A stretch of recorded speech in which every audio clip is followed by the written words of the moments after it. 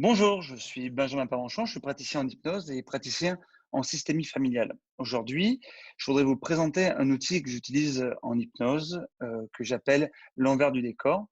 On va l'utiliser d'une façon plutôt ludique, en ce qu'on appelle aussi en psychoéducation, c'est-à-dire que d'une manière, comment connaître, aller derrière une peur. Aujourd'hui, j'accueille Camille. Bonjour Camille, Bonjour, comment ça va? ça va, je suis un petit peu stressée dans cette période, mais sinon ça va. Bon, l'idée, dans cet exercice, ça va être de lister 3 peurs. Pour ceux qui nous écoutent, c'est, à la fois de lister ou des peurs ou des sentiments ou des émotions. Tu as bien les post-it que je t'ai demandé de préparer? Oui, j'ai 3 couleurs, que j'ai vert, orange et rose. Super.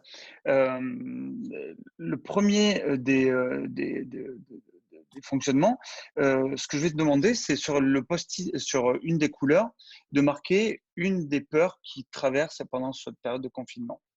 D'ailleurs, OK. partage-moi-le avant que tu puisses commencer là. Ça serait quoi? Qu'est-ce qui se passe pour toi? Moi en ce moment, j'ai un peu, la peur, la peur de perdre mes liens, avec mes amis par exemple, plus les voir tout ça, je peux marquer ça sur le vert? Ouais, OK, alors tu marques perte de lien, avec ami.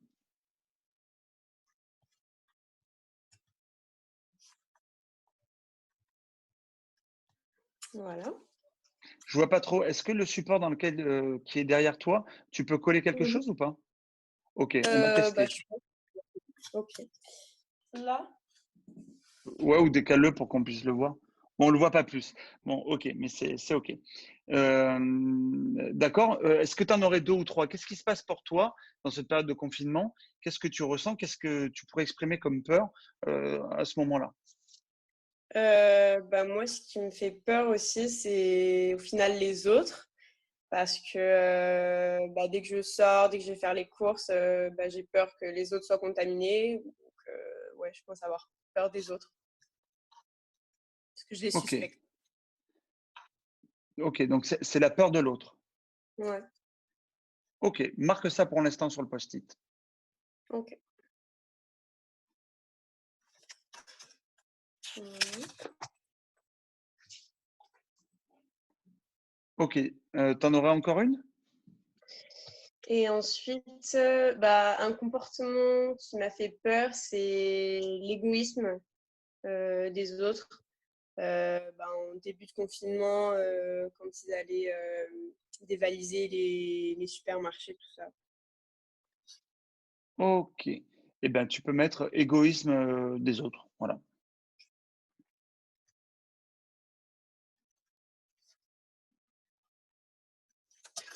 Voilà. Alors, dans un premier temps, l'idée, c'est de lister vraiment ces peurs, qu'elles soient fondées, qu'elles soient infondées, qu'elles même si vous avez un auto-jugement dessus, bah, c'est d'accepter ce qui vient et ce qui est là. Voilà, je pense qu'on est dans des périodes irrationnelles et l'irrationalité fait partie de nous.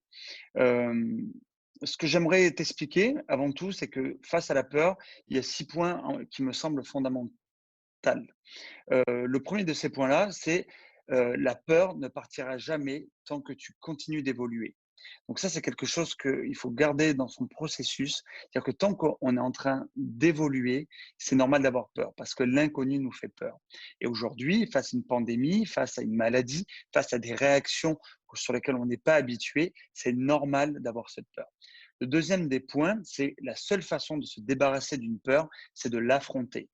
Et le paradoxe de la situation, c'est que aujourd'hui, on est obligé d'affronter ces peurs.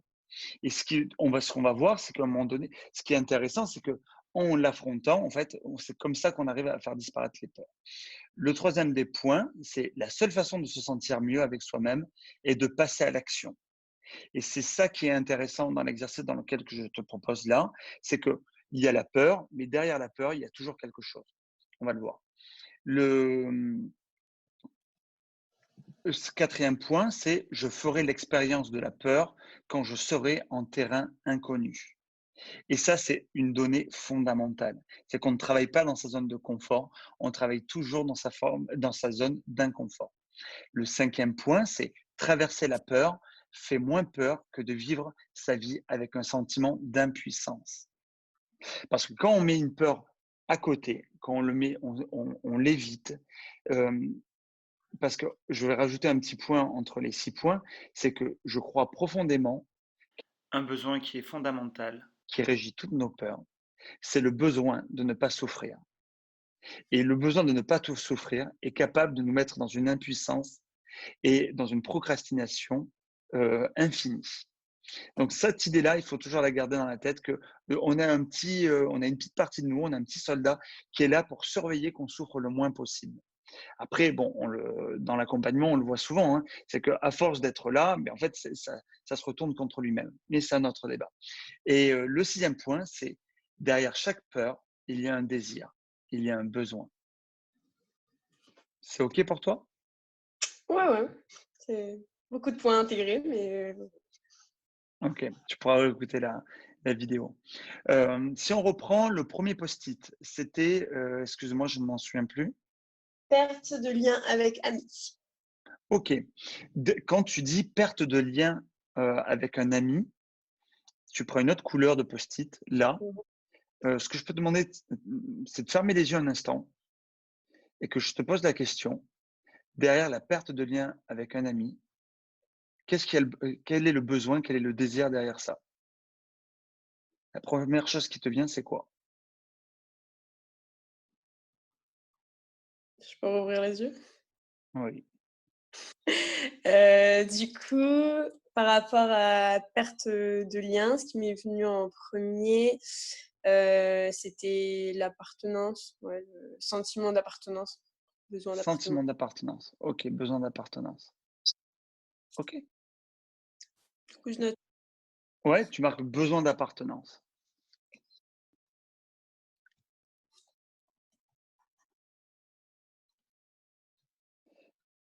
Voilà. La suite, elle t'appartient. Donc, l'idée, c'est que sur le troisième post-it, tu vas mettre valeur Mmh. et dessous, tu vas mettre la valeur que correspond ce besoin d'appartenance. Mmh, Valeur-besoin. Donc ça peut OK. être, je te donne l'exemple, ça peut être le besoin d'être en lien, le besoin de communiquer, le besoin d'être en relation, besoin d'être en synergie, besoin d'être. On peut aller sur un panel très large, hein, que ce soit dans le monde du travail ou dans le monde de l'intime. Donc l'idée, c'est là où ça t'appartient, hein. Donc le travail, c'est à toi de le faire dans un deuxième temps. D'accord? Si on prend ton deuxième, le deuxième ou le troisième, c'était peur de l'égoïsme des gens, c'était ça? Ouais, ouais, c'était ça. Euh, Si tu, tiens, referme les yeux un instant, quel est le désir derrière ça? Ton désir à toi, en version, bien sûr en positif, hein. Bah, moi, ce qui me vient tout de suite, bah, c'est l'inverse, de l'égoïsme. Donc, Ouais, que les personnes, elles s'associent, elles se lient. elle s'associe, elle se lie, d'accord. Donc ça, tu le mets sur ton deuxième post-it et sur le troisième, Mmh. tu peux mettre les valeurs et ce qu'il y a dans ton ADN, en fait. Et OK. l'idée dans ce cheminement, c'est d'aller petit à petit découvrir derrière ces peurs, quel est le désir, quel est le besoin qui est caché derrière ça. OK. Et cet exercice, en fait, il est vertueux parce que on peut être dans des phases de colère, on peut être dans des phases d'incompréhension, de sidération, on peut être dans des phases où on est complètement déconnecté de soi. Et l'intérêt, c'est quand même d'aller, d'en faire, de ces peurs-là, d'en faire quelque chose d'un potentiel, d'en faire un terreau sur lequel on va se bâtir. Est-ce que tu comprends ce que je veux dire? Oui, oui, tout à fait. Ouais.